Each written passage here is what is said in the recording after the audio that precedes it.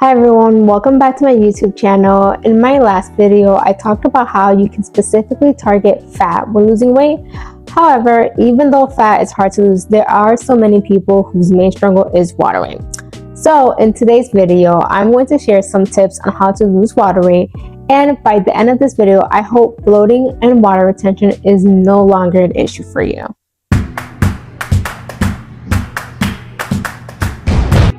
So this might sound obvious, but in order to reduce water retention, you have to lower your sodium intake. And this can be tricky because there are many food products out there that are labeled as healthy, but in reality, they're very high in sodium.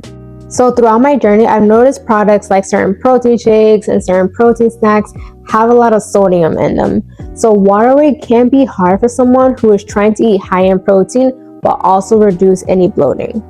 Something that I recently discovered that can be helpful in this case is the app called Yuka. So this is a free app that you can use to scan your products at the supermarket, and it'll tell you if it's a good or bad product based on things like how much sodium it has, how much protein, etc. For example, I scanned the Real Good chicken bag that I had in my fridge, and it told me that it was an excellent product because it was high in protein, low in saturated fat, low in sodium, and other stuff. Okay, so this often sounds weird to some of my patients, but in order to lose water retention, you have to drink more water. So in my last video, I told you guys how if you don't eat enough or skip meals, your body stores fat for energy. So the same applies when you don't drink enough water.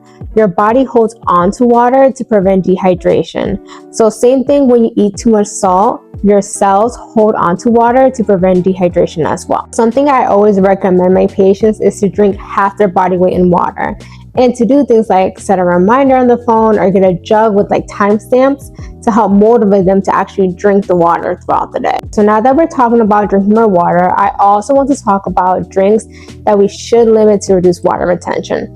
So this may be super hard for many people, but if you want to reduce water retention, you have to let go of the alcohol a little bit. Because alcohol is extremely dehydrating for the body. It makes you retain crazy amounts of water.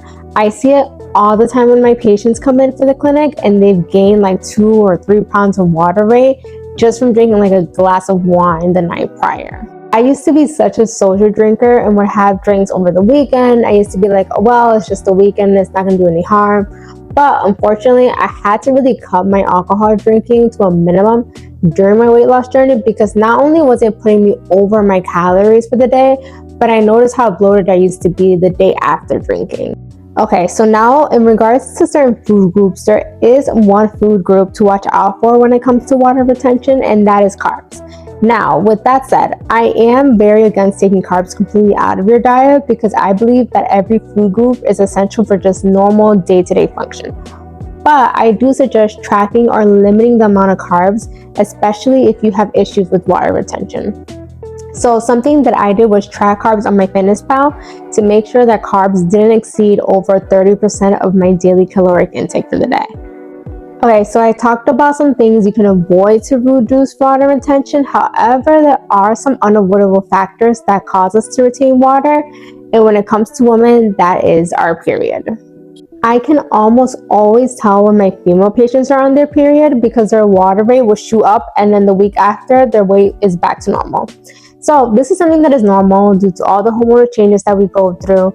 And I always tell my patients just be patient with themselves during the week of their menses.